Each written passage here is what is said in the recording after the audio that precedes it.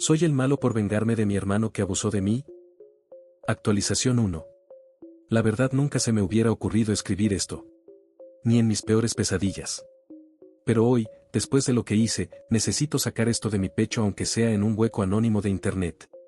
Necesito que alguien, aunque sea un extraño detrás de una pantalla, me diga si lo que estoy haciendo está tan mal como me dice mi propia conciencia. O si, después de todo, él se lo merece. Mi nombre es Daniel, tengo 24 años y hasta hace 3 meses, mi vida era normal. O al menos, la farsa de normalidad que construimos en esta casa de 2 pisos en el sur de la ciudad. Mi papá, ingeniero, siempre ausente. Mi mamá, maestra de primaria, obsesionada con mantener las apariencias. Y él. Mateo. Mi hermano mayor, el príncipe de la familia. 7 años mayor que yo, el exitoso, primer lugar en la universidad, becado para una maestría en el extranjero, novia modelo, trabajo en una multinacional. El hijo perfecto. Yo siempre fui el contraste. El que prefirió el arte a la ingeniería. El que tuvo problemas de ansiedad en la adolescencia. El sensible. El que aún vive en casa, dando clases de dibujo online y tratando de juntar para un departamento. El proyecto a medio terminar. Todo empezó a desmoronarse una noche de agosto. Papá y mamá habían ido a un congreso a otra ciudad. Yo estaba en mi habitación, terminando una comisión de diseño, cuando sonó el timbre. Era Mateo, borracho. No suelo beber, dijo que había tenido una discusión con su novia. Me pidió un café. Y luego otro. Y empezó a hablar. A veces siento que esta vida es una mentira, Dani, dijo, mirando al vacío. Yo solo asentía, incómodo. No éramos cercanos. Nunca lo fuimos. De niños, él me ignoraba. De adolescentes, me humillaba. De adultos, fingíamos una cordialidad fría para que mamá no sufriera. ¿Te acuerdas de cuando éramos chicos?, preguntó de pronto, su voz espesa. De esas vacaciones en la casa de la abuela, en el campo. Un frío súbito me recorrió la espalda. Yo no quería recordar esas vacaciones. Traté de desviar el tema. Pero él siguió. Tú eras tan chiquito, tan frágil. Y yo tenía que cuidarte. Su sonrisa era extraña. Torcida. Y a veces, los juegos se iban de las manos, ¿verdad, hermanito? El aire se espesó. Mi boca se secó. No sé de qué hablas, Mateo. Estás borracho. Él se rió, un sonido seco y desagradable. Claro que lo sabes. El cobertizo. Las tardes que mamá se iba al pueblo. Los secretos que teníamos que guardar. Se inclinó hacia mí, y el olor a whisky y a su colonia barata me inundó. Nunca se lo contaste a nadie, ¿eh? Mi buen hermanito. Sentí que el piso se abría bajo mis pies. Los recuerdos que había enterrado a fuerza de terapia y negación brotaron como lava.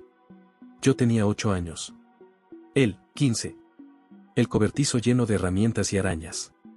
Su voz diciendo: esto es nuestro juego secreto, si lo cuentas, mamá se va a poner muy triste y te van a llevar a un reformatorio. La sensación de asco, de confusión, de miedo. Los años de pesadillas, de saltar cuando alguien me tocaba el hombro, de odiar mi propio cuerpo. Eso no pasó, logré balbucear, pero mi voz temblaba como la de un niño. Sí pasó, dijo él, súbitamente serio. La borrachera parecía haberse esfumado de sus ojos, dejando solo una crueldad cristalina. Y pasó más de una vez. ¿Y sabes qué, Dani? Nadie te va a creer. Nunca. Mírate. Hizo un gesto despectivo hacia mi persona.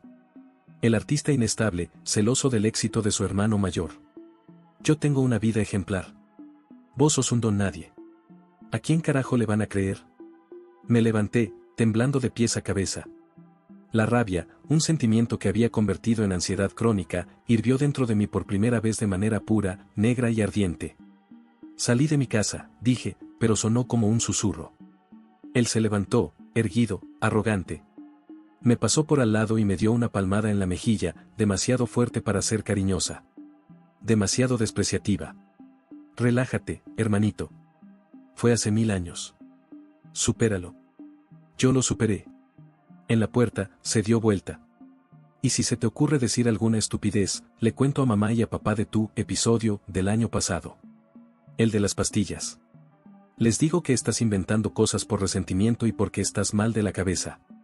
Ya sabes cómo se pone mamá con sus problemitas nerviosos. Se fue, cerrando la puerta con suavidad. Yo me quedé de pie, en medio de la sala silenciosa, sintiendo como cada uno de esos recuerdos enterrados no solo volvía, sino que lo hacía armado con las palabras de mi hermano. Con su desprecio. Con su seguridad de que había salido impune. Y de que siempre lo estaría. En ese momento, algo se rompió dentro de mí. No fue un quiebre triste.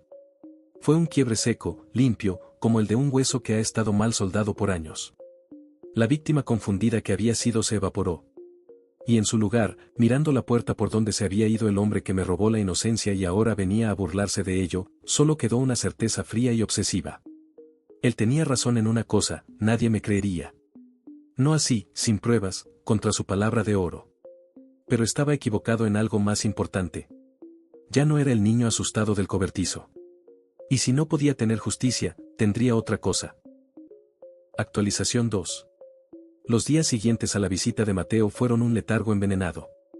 Funcionaba como un autómata, daba mis clases, respondía mensajes, incluso bajaba a comer con mis padres cuando estaban. Pero por dentro, mi cabeza era un horno donde se fundían el dolor antiguo y la rabia nueva. Ya no podía negarlo. Sus palabras habían sido la llave que abrió la caja de Pandora que llevaba dentro, y ahora los recuerdos me asaltaban a cada hora, el olor a tierra y madera podrida del cobertizo, la aspereza de la lona vieja contra mi espalda, la sombra de él tapando la luz que entraba por la rendija, su mano gruesa tapándome la boca. Cállate, es nuestro juego. Necesitaba hablar con alguien. Pero, ¿con quién? Mis padres estaban fuera de discusión. Mamá vivía en un mundo de apariencias donde esos temas no existían. Una vez, a los 14, intenté decirle que no me gustaba cuando Mateo me hacía luchar y me inmovilizaba. Me miró con fastidio y dijo, deja de exagerar, Daniel. Es tu hermano, está jugando. No seas tan delicado. Papá era un fantasma cómodo, sumiso a mamá en todo lo familiar. Entonces fui a ver a mi tía Elena, la hermana menor de mi mamá. Es la oveja negra, la que dice lo que piensa, la que se fue de casa a los 18 y abrió su propia peluquería. Siempre fue mi aliada. En su casa, entre el olor a tintura y el ruido de la secadora, me sirvió un café cargado y me miró con esos ojos que todo lo ven. Tenés cara de haber visto un fantasma, Dani, dijo, encendiendo un cigarrillo. Respiré hondo. ¿Te acordás de las vacaciones en la casa de la abuela, cuando yo tenía como 8 años? El cambio en su expresión fue instantáneo. La mueca relajada se congeló. Sus ojos se estrecharon. ¿Por qué me preguntas eso ahora? Mateo vino a casa el otro día. Borracho.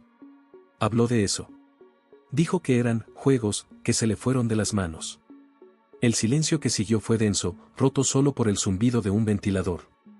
Elena apagó el cigarrillo a medias, aplastándolo con fuerza contra el cenicero. Mierda, murmuró. Maldito hijo de puta. El corazón me dio un vuelco. ¿Vos sabías algo? No sabía, pero sospechaba. Me miró, y su expresión era una mezcla de culpa y furia. Una vez, en esas vacaciones, te encontré llorando detrás del gallinero. Tenías la ropa sucia de tierra y estabas temblando. Cuando te pregunté qué pasó, me dijiste que te habías caído jugando con Mateo. Pero la mirada que tenías, no era de un niño que se cayó. Era de miedo. Puro miedo. Bajó la voz. Se lo comenté a tu madre, Dani. Le dije que le preguntara a Mateo, que estuviera atenta. Ella me dijo que yo siempre veía problemas donde no los había, que estaba tratando de crear discordia porque estaba celosa de que su hijo fuera perfecto. Sentí un vacío en el estómago. No era paranoia mía. Alguien más lo había intuido. Pero también era la confirmación de mi peor temor, mi madre había elegido no ver. ¿Qué voy a hacer, tía? Y mi voz sonó como la del niño de 8 años que fui. Elena se acercó y me tomó de las manos. Sus manos estaban ásperas y llenas de anillos. Denuncialo, Dani. Yo voy con vos. Te creo. Sacudí la cabeza, desesperado. No tenés pruebas. Yo no tengo pruebas. Es su palabra contra la mía. Él me lo dijo, soy el artista inestable, el fracasado. Él es Mateo López, el ejemplo a seguir. Además, tragué saliva. Amenazó con decirles a mis padres lo del episodio de las pastillas del año pasado. Y vos sabés cómo se pondría mamá. Me mandaría a un manicomio y le creería a él ciegamente. Elena palideció. Sabía de lo que hablaba. Mi episodio había sido una crisis de ansiedad tan fuerte que mezclé alcohol con mi medicación. No fue un intento de, bueno, no importa. Pero en esta familia, eso te marca como un loco. Un no confiable. Entonces, ¿qué? ¿Te vas a quedar callado para siempre?, preguntó ella, su voz temblando de indignación. Callado, no, dije, y la frialdad de mi propia voz me sorprendió. Pero no voy a ir por la vía que él espera. No voy a dar un golpe en la mesa y que me manden a callar. Si no puedo exponerlo ante el mundo, voy a exponerlo ante sí mismo. Voy a hacer que su perfecta vida se desmorone desde adentro. Elena me miró largamente. No vi aprobación en sus ojos. Vi preocupación. Un miedo profundo. Daniel, eso suena a obsesión. ¿A qué te va a consumir? ¿A qué te vas a convertir en algo que no sos? ¿Y qué soy ahora, tía?, pregunté, y las lágrimas finalmente brotaron, pero eran de rabia, no de tristeza. ¿El sobrino sensible al que hay que proteger? Ya me cansé de ser eso. Él no jugó limpio. Él abusó de un niño y luego vino a burlarse. Las reglas del juego las cambió él hace años. Me fui de su casa con un abrazo tenso y una advertencia susurrada: cuídate, Dani. Mateo no es solo un abusador. Es inteligente, calculador y no tiene límites. No subestimes lo que puede hacer para proteger su fachada. Al llegar a casa, el destino, o la mierda que a veces sirve el universo, quiso que encontrara a mi madre en la sala, hojeando el álbum de fotos de la infancia. Mira lo que encontré, dijo, sonriente. Tu primer cumpleaños. Y aquí, mira, tú y Mateo en la playa. Siempre tan unidos. La foto mostraba a un niño de 1 año siendo cargado, casi sofocado, por un niño de 8 con una sonrisa forzada. Yo, en la foto, tenía la mirada perdida. Mi madre solo veía lo que quería ver. En ese momento, sonó mi celular. Un mensaje de un número desconocido. Lo abrí. Hola Daniel. Soy Valeria, la novia de Mateo. ¿Podemos hablar? Es urgente. Necesito saber si algo de lo que estoy descubriendo es verdad. El corazón se me detuvo. La pantalla del teléfono se empañó ante mis ojos. ¿Cómo me había encontrado? ¿Qué estaba descubriendo? Las piezas del tablero, que yo creía controlar en silencio, comenzaron a moverse por sí solas. Actualización 3. Mi mano temblaba tanto que casi dejó caer el teléfono. Valeria. La novia de Mateo. La arquitecta exitosa, de familia bien, la chica de portada que completaba el cuadro perfecto de la vida de mi hermano. ¿Qué carajo quería conmigo? Le respondí, tratando de que mis dedos no traicionaran el pánico: hola Valeria. Sí, ¿podemos hablar dónde? La respuesta fue inmediata: en algún lugar neutral. ¿El café de la esquina de tu casa, el que tiene las mesas afuera hoy a las 5? Mateo tiene una reunión hasta tarde. Acepté. Las horas que siguieron fueron de una ansiedad abrasadora. ¿Había sospechado algo ella siempre? ¿O Mateo, en su arrogancia borracha, había dicho algo? Me vestí con ropa sencilla, tratando de parecer lo más normal y creíble posible. Esta no era parte de mi plan.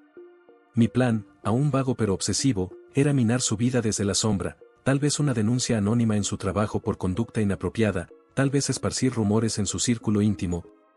Quizás incluso contactar a algún otro amigo de su adolescencia que tuviera historias similares. Pero la novia, ella era un elemento impredecible. La vi sentada en una mesa del fondo, bajo una sombrilla. Era aún más guapa en persona, pero tenía ojeras marcadas y jugueteaba nerviosa con un anillo. Me saludó con una sonrisa tensa. Gracias por venir, Daniel. Sé que esto es raro. Sí, un poco, dije, pidiendo un café que no quería. ¿En qué puedo ayudarte? Ella respiró hondo, como sacando valor. Mateo y yo estamos en una mala racha. Discutimos mucho. La otra noche, después de emborracharse, dijo cosas horribles. Sobre mujeres, sobre sus compañeras de trabajo, sobre poder. Hizo una pausa y me miró directamente. Y en un momento, entre insultos, dijo tu nombre. Él dijo, y mi hermanito el marica, Dani, siempre tan débil, tan fácil de... Se interrumpió, ruborizada. El mundo se detuvo. El ruido del tráfico, las voces de la calle, todo se apagó. Solo existía el latido furioso de mi sangre en los oídos. ¿Fácil de qué, Valeria?, pregunté, y mi voz sonó fría y plana, como de otro. Ella bajó la mirada. No lo terminó. Se atragantó y cambió de tema. Pero la forma en que lo dijo, Daniel, no era desprecio. Era era algo más. Como asco mezclado con soberbia. Como si fuera un secreto sucio que solo él conocía. Levantó la vista, sus ojos brillaban. He estado con él 4 años. He visto sus arranques de ira, su necesidad de controlarlo todo, como te mira a ti y a tus padres con desdén. Y esa noche, después de eso, empecé a buscar. Encontré una vieja computadora portátil suya, de la universidad, que guardaba en el trastero. Estaba buscando unos documentos fiscales y... Hizo otra pausa, más larga. Sacó su teléfono, lo desbloqueó y lo deslizó hacia mí por la mesa. Encontré esta carpeta. Con esta foto. En la pantalla había una imagen granulada, tomada con una cámara web de baja calidad. Era el interior de un cobertizo. Se veía una lona a cuadros. Y se veía a un niño pequeño, de espaldas, con una camiseta que reconocí al instante, era la de mi equipo de fútbol favorito de niño. La que llevaba puesta en esas vacaciones. La foto estaba recortada, pero en el borde inferior se veía el brazo de alguien más grande, con un reloj digital que Mateo recibió por su 15º cumpleaños. No había nada explícito en la foto. Pero el contexto, la postura del niño, el lugar, era una evidencia escalofriante. Un trofeo digital. Hay más, susurró Valeria, recuperando el teléfono. Son solo sugerentes, nada gráfico. Pero son todas en ese cobertizo. Todas con tu de niño. Guardadas en una carpeta llamada Recuerdos de Campo. Sentí que el café subía por mi garganta mezclado con bilis. Él no solo lo había hecho. Había documentado su perversión. Había guardado trofeos. ¿Por qué me mostras esto? Logré articular. Sos su novia. Porque estoy embarazada, soltó, y una lágrima le rodó por la mejilla. De 3 meses. Y la idea de que ese hombre, la persona que es conmigo cuando nadie lo ve, controlador, despectivo, cruel, pueda haber hecho algo, que pueda ser un peligro, no lo soporto. Necesito saber la verdad, Daniel. Por mi hijo, ¿qué pasó en ese cobertizo? La miré. Vi el terror genuino en sus ojos, el mismo terror que había vivido yo. No era una aliada. Era otra víctima potencial, atrapada en la red de Mateo. Y ahora llevaba dentro a un niño que también estaría en riesgo. En ese momento, tomé la decisión crucial. Ya no se trataba solo de mi venganza. Se trataba de prevenir. De proteger a un inocente que ni siquiera había nacido. Ya no podía permitirme el lujo de un plan lento y oscuro.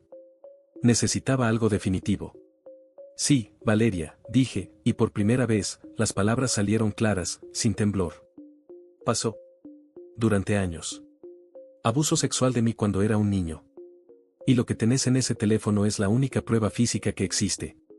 Ella se tapó la boca con la mano, ahogando un gemido. Dios mío.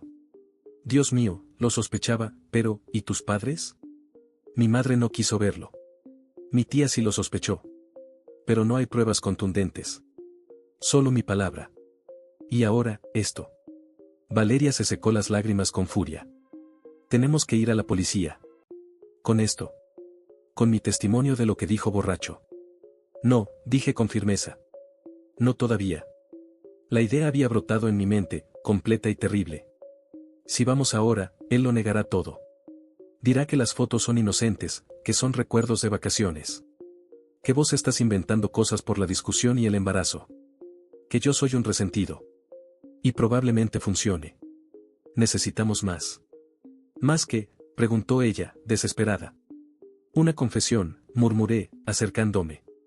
Necesitamos que él mismo lo admita. Que baje la guardia y lo diga.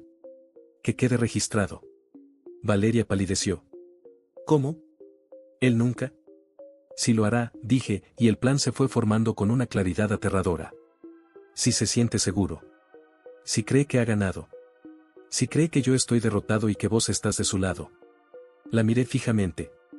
Podés fingir, podés hacerle creer que te arrepentiste de contactarme, que crees que soy un mentiroso y un enfermo, y que querés salvar su relación por el bebé. Vi la lucha en su rostro, el instinto de huida, el miedo, la repulsión. Y luego, vi la determinación de una madre. Asintió lentamente. ¿Y qué vas a hacer tú?, preguntó. Yo voy a darle exactamente lo que quiere verme ser, un desecho. Un colapsado. Voy a tocar fondo frente a sus ojos. Y cuando esté tan seguro de su victoria que se le escape la lengua, vos estarás grabando cada palabra. Era riesgoso. Era retorcido. Iba a tener que sumergirme en el papel de la víctima destrozada, quizás desatando una crisis real. Pero era la única forma de atrapar al depredador en su propia arrogancia. Esa noche, mientras preparaba el escenario para mi propia caída, recibí un mensaje de Mateo. Debía de haber sentido que Valeria estaba distante. Hermanito. Parece que Valeria habló contigo. No sé qué le inventaste, pero se terminó. Si volvés a acercarte a ella o a hablar mierda de mí, no solo le cuento a mamá de tus problemas. Voy a asegurarme de que todos sepan que sos un acosador que intentó con la novia de tu hermano. Te voy a destruir. Sonreí, sin alegría, en la oscuridad de mi habitación. Perfecto. Estaba picando. El juego acababa de comenzar en serio. Y por primera vez, yo tenía las cartas marcadas. Actualización 4. Poner en marcha el plan fue como interpretar el papel más difícil y despreciable de mi vida. Tenía que ser convincente. Para Mateo, para mis padres, para el mundo. Me convertí en la sombra de mi antigua sombra. Comencé a faltar a mis clases online. Dejé de contestar mensajes de amigos. Me dejé la barba crecer y me vestía con la misma ropa varios días. A la hora de la cena, apenas hablaba, y cuando lo hacía, era para soltar comentarios amargos o quedarme callado de repente, con la mirada perdida. Mi madre empezó a susurrarle a mi padre, ¿ves? Está teniendo otro de sus episodios. Tendríamos que hablar con el doctor Márquez otra vez. Esa fue mi primera victoria pequeña y venenosa. Confirmar que su primer instinto era medicalizar mi dolor, no cuestionar su origen. Mateo, por su parte, observaba desde la distancia con una satisfacción apenas disimulada. Venía a cenar los domingos, impecable, contando anécdotas de su trabajo, rodeado de la admiración de mis padres. Y yo, sentado en el otro extremo de la mesa, jugaba mi papel, bajaba la mirada cuando la suya me buscaba, me encogía cuando él hacía un chiste a mi costa, Dani está en su fase de artista torturado, ya pasará. Y una vez, incluso, dejé caer un tenedor al suelo con mano temblorosa cuando él me pasó la sal y nuestros dedos casi rozaron. Vi el brillo en sus ojos. El depredador que ve a su presa desmoronarse. Valeria seguía el guión a la perfección. Me envió un mensaje frío y formal, copiado seguramente para que Mateo lo viera. Daniel, lamento el malentendido del otro día. Hablé con Mateo y me aclaró todo. Fue un error contactarte. Por favor, no me busques más. Debemos enfocarnos en nuestra familia ahora. Luego, en una conversación secreta en una app de mensajería efímera, me confirmó, está más tranquilo. Cree que me convenció de que eres un mentiroso y un enfermo celoso. Incluso fingió arrepentimiento por haberse burlado de ti esa noche. Dijo que estaba borracho y que no sabía lo que decía. Es un actor consumado, Daniel. Sigue así, le respondí. Necesitamos que se sienta intocable. El siguiente paso fue la escena pública. Fui al restaurante donde a veces va Mateo con sus colegas del trabajo. Lo vi en la barra, riendo con un par de socios. Me acerqué, tambaleándome un poco, había tomado solo un poco de jarabe para la tos para parecer aturdido. Mis ojos estaban vidriosos a fuerza de no dormir. Hermano, dije, lo suficientemente alto para que los demás oyeran. Necesito hablar contigo. Necesito que me perdones. Mateo se volvió, y su expresión pasó de la sorpresa a un desprecio velado en nanosegundos. Dani, no es el momento ni el lugar. Estás en un estado. Por favor, exageré, agarrando su brazo. Él se sacudió como si le hubiera tocado con algo sucio. Sus amigos miraban incómodos. Sé que he sido un problema. Sé que te he fallado. No quiero ser así. Ayúdame. Fue humillante. Cada palabra me sabía a hiel. Pero vi cómo su ego se inflaba ante la audiencia. El hermano exitoso, acosado por el hermano problemático. Ya hablaremos en casa, dijo con una falsa paciencia que sonaba a condescendencia absoluta.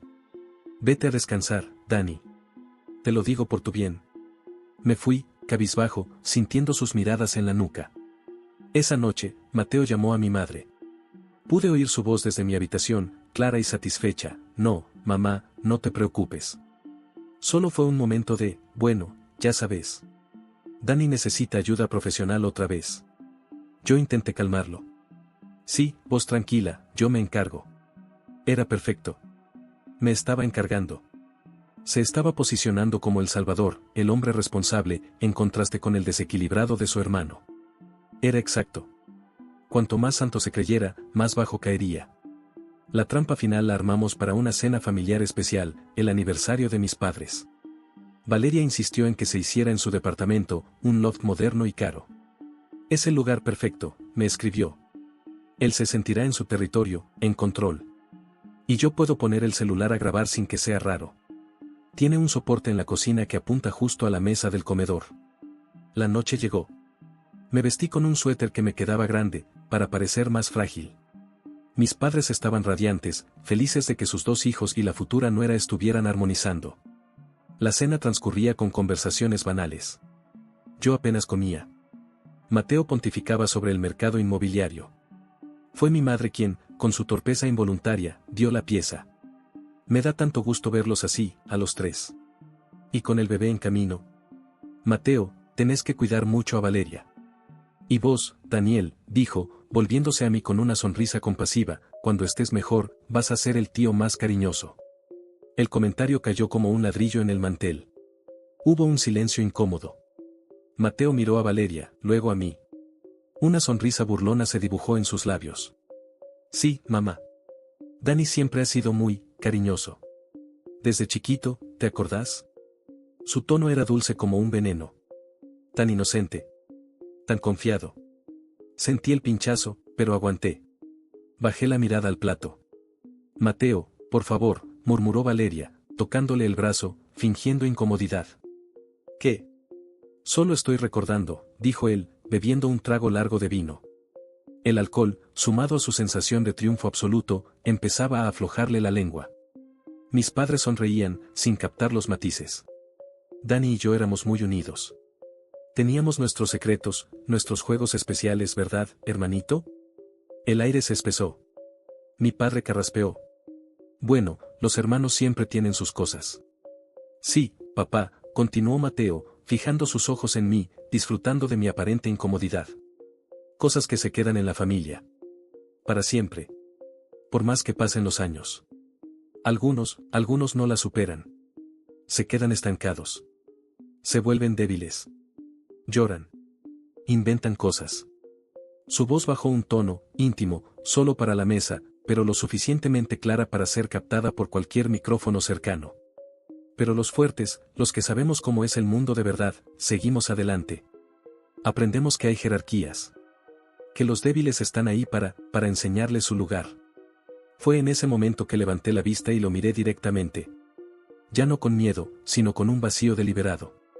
¿Y cuál es mi lugar, Mateo?, pregunté, con voz serena. Él se sorprendió un segundo por mi tono, pero el vino y la arrogancia lo empujaron más allá. Sonrió, un gesto amplio y desagradable. Tu lugar, Dani, es callarte. Es aceptar. Es recordar quién manda. Siempre he mandado yo. En el cobertizo, y ahora. Hizo un gesto amplio que abarcaba el departamento lujoso, a Valeria, a mis padres impávidos. Miro mi vida. Miro la tuya. Y me pregunto, ¿quién ganó? ¿Quién se quedó con todo? Era más de lo que habíamos esperado. Una confesión en clave, pero una confesión al fin.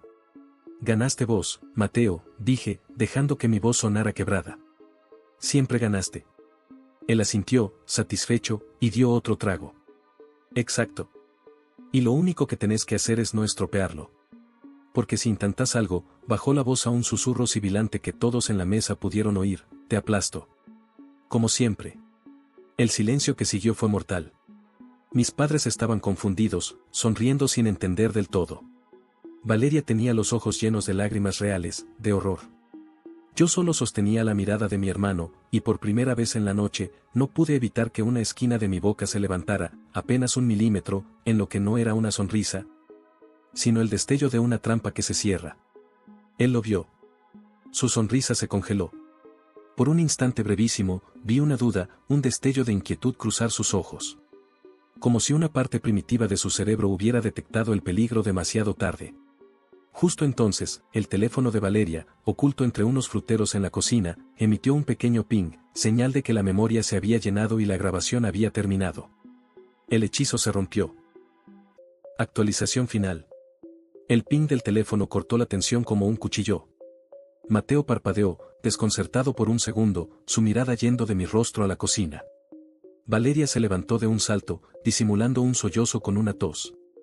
Perdón, se me pasó la hora de una vitamina, balbuceó, y casi corrió hacia la cocina. Su mano cerró sobre el teléfono como sobre un salvavidas. Mis padres seguían en su nube. Qué bien que se llevan así, hablando de la infancia, dijo mi madre, bebiendo un poco más de vino. No habían escuchado las palabras, solo el tono familiar. Era terrorífico su talento para la negación. Mateo no se despegaba de mí. Aquella duda momentánea en sus ojos se solidificaba en sospecha. ¿Qué estás tramando, Dani?, me susurró cuando mis padres empezaron a levantar los platos. Nada, hermano, dije, y esta vez mi sonrisa fue real, triste y cansada. Solo escuchando. Como siempre. La cena terminó en un clima extraño. Nos furamos pronto. Esa noche, acostado en la oscuridad, supe que la calma había terminado. Mateo no era tonto. Conectaría puntos. A la mañana siguiente, el estallido. Mi teléfono amaneció con 20 llamadas perdidas de mi madre. Cuando contesté, su voz era un grito histérico: ¿qué le hiciste a tu hermano? La policía está aquí, vino a buscarlo, dicen que hay una denuncia, y Valeria se fue, llevándose sus cosas.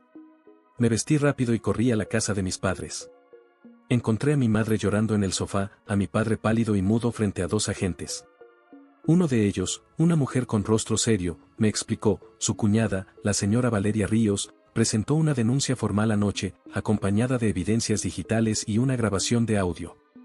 Hay una orden de detención contra Mateo López por los cargos de abuso sexual agravado en perjuicio de un menor, en este caso, usted, en grado de hermano. También presentó una solicitud de medida de restricción por amenazas. Mi madre me miró con unos ojos que no eran de dolor, sino de acusación furiosa. ¿Tuviste tú algo que ver con esto? ¿Le llenaste la cabeza a esa chica? Mateo dice que es una trampa que vos inventaste. Entonces lo supe. Él había huido. Había tenido tiempo de sembrar su versión antes de que lo encontraran. La evidencia es sólida, señora, dijo la agente con firmeza. Las fotografías, el testimonio de la denunciante, y el audio donde el señor López hace declaraciones altamente sugerentes y amenazantes. Necesitamos que Daniel venga a declarar. Fui. Declaré. Durante horas, conté la historia del cobertizo, de los años de silencio, de la visita borracha, de la amenaza. Fue agotador y liberador, como sacar un órgano podrido. La agente que tomó mi declaración me miró con una compasión profesional que me dolió más que el desprecio de mi madre. Los días siguientes fueron un infierno mediático y familiar. La noticia de ejecutivo exitoso detenido por abuso de su hermano menor fue un bombazo en nuestra ciudad conservadora. Los periodistas acampaban fuera de la casa. Mis padres se encerraron. Mis tíos me llamaban, algunos para apoyarme, como la tía Elena, que lloraba de alivio, otros para decirme que había destruido a la familia. Mateo quedó en prisión preventiva. La evidencia era fuerte. Valeria, desde la casa de una prima, fue inquebrantable. Su testimonio, el de la novia embarazada que descubre la verdad, fue devastador. Mi terapia pasada ya no era un arma para él, sino un contexto de mi daño. Pero la verdadera batalla fue dentro de las paredes de mi casa. Mi madre se negaba a creer. Son fotos viejas, el audio está sacado de contexto, lo están difamando, gritaba.